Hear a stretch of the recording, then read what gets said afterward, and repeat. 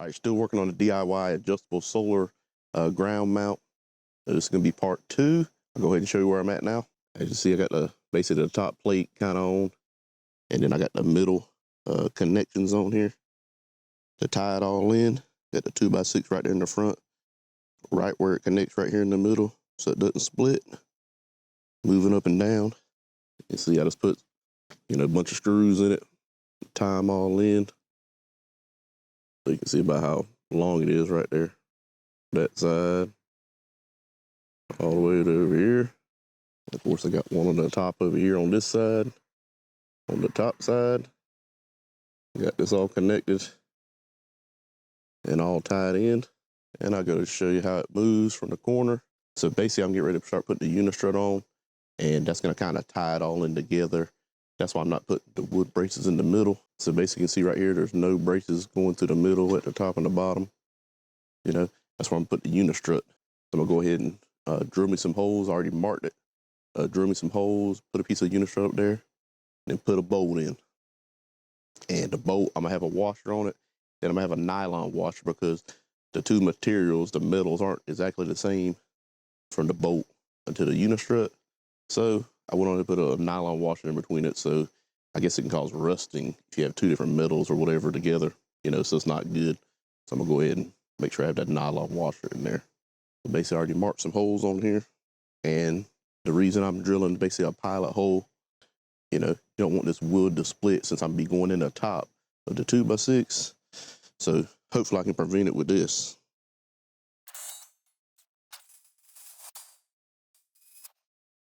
Got the one on this side, I'm gonna do the one on the other side. And basically I have some bolts to hold them down. I think these might be 3/8.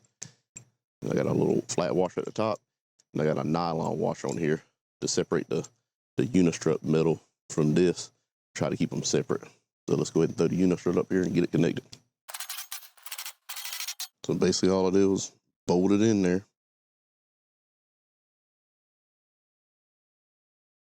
And I'm gonna continue on. Come on, rooster, give me a break. So basically I'm gonna do 2 rows on the bottom, 2 rows on the top, on each side. I'm gonna go ahead and get all those mounted. I think this about, I got an 8 inches from the bottom over here, and then maybe the next one up, I think it might be 52 inches or something like that. All depends on the size of your panels. So you have to calculate all that yourself based on your panels and where you want your braces to be. All right, as you can see now, I got the unistrut on bottom, the unistrut on the bottom on both sides. And I'm about to push the thing over to the other side so I can work on the top, get the unistrut put on. And of course, this side right now is going to be a little heavier, but the unistrut's on it. So we'll see how easy it is to move. There's all the weight on this side, but it does move. Go ahead and push it down from over here.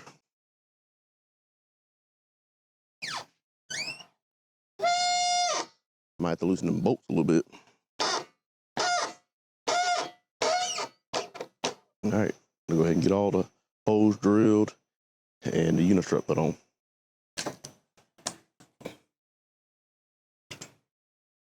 You got a little bit of squeaking on the thing. I think it's just because the wood's not completely straight when it's going on the 4x6.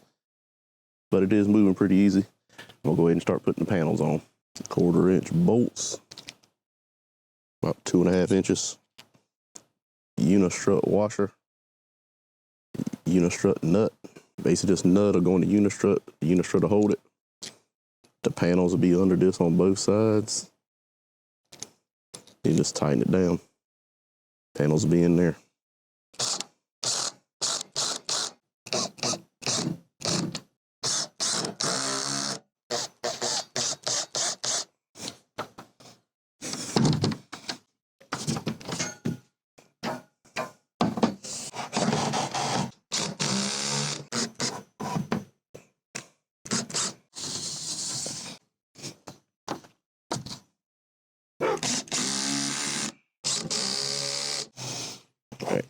You can see what the nut looks like in there. The little blue part goes on the top, kind of holds the nut in place. Then the nut turns. Put the washer on. Put the bolt in. Just holds it like that in between two of them.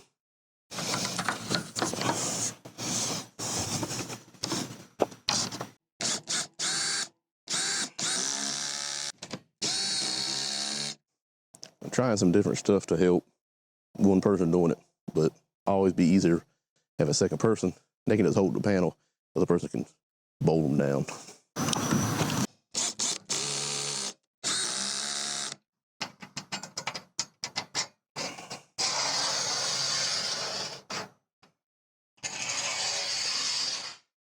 See what time it is. Oh, it's almost 5 o'clock. Gotta feed them chickens. Forgot all about it. Oh, get busy working. The sun starts going down. Ain't fed the chickens.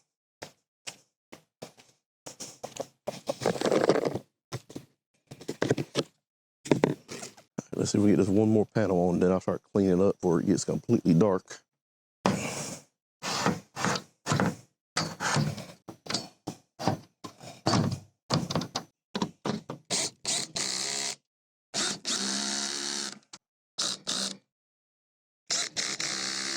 With these 6 panels on and nothing on the top, I probably won't be able to pick it up, but I'm gonna give it a try. Let's see. Probably just have to throw them up there. Whenever I get ready to do the bottom, I mean the top, might be easier to go from the back and just pick it up, see if I can get it on there.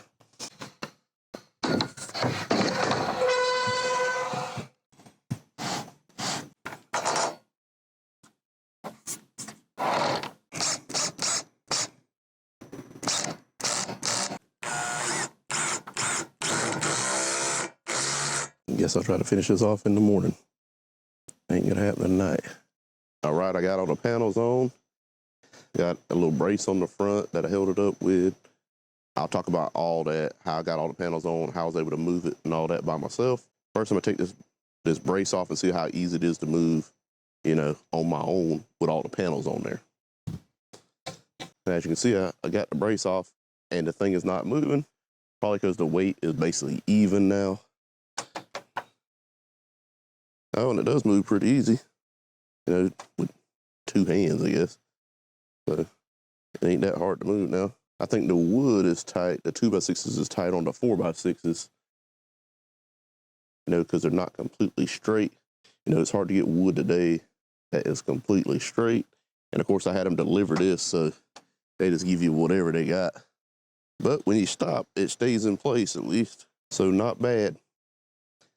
Not bad to move. So I'm gonna have to figure out a way to brace it, you know, from here to the 4x6. Probably just gonna use a 2x4 for now. So maybe I'll stick one of these on, or from here to there. Probably what I'm gonna end up doing. I'm just gonna put one on now to try it out, and then we'll talk about what else I did. I'm gonna put it in the middle. All right, with that one 2x4 on there, just want to make sure it don't start moving. Man, that wind is crazy.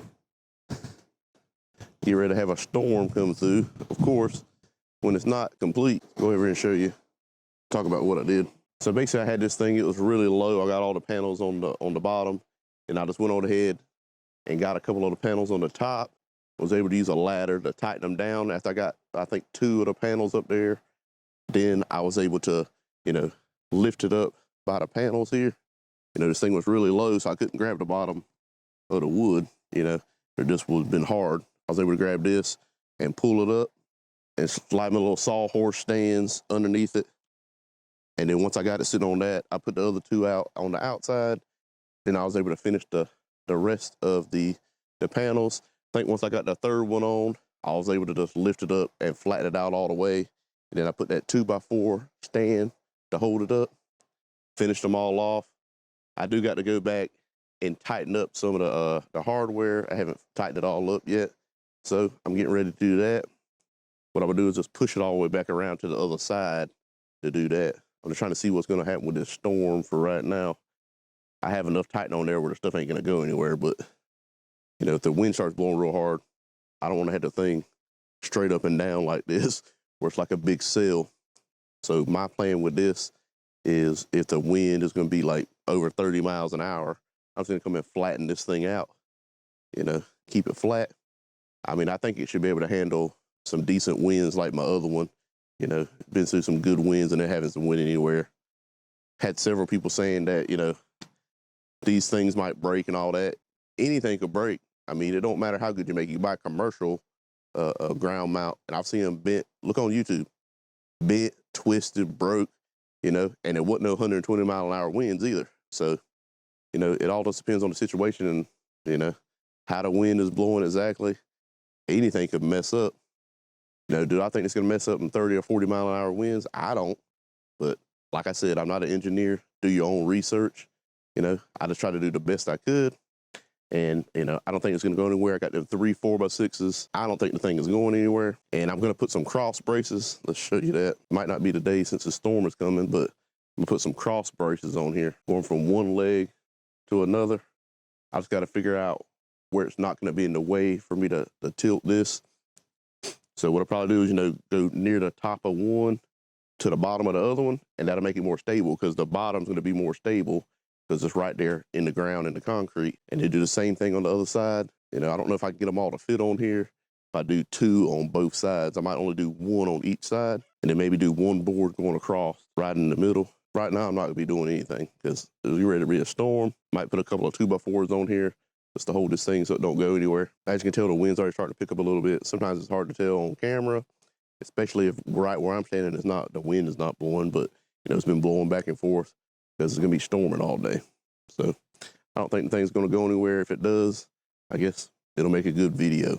So, you know, and I'm not trying to get nobody hurt or nothing like that. People are asking about permits and all this stuff. All my stuff is off grid. I'm not doing any kind of permits. That's the whole reason, you know.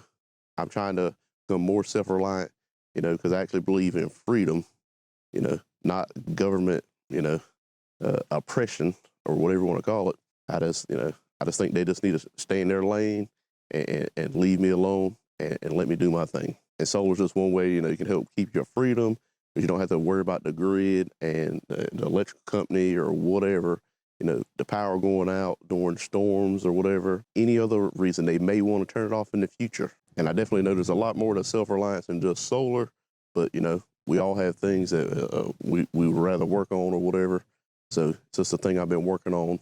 Once I get it all situated, you work on other stuff. But I'll definitely be trying to help out other people, trying to get them solar and stuff like that. You know, you try to get your family and everybody, you know, else that sees that you got your solar.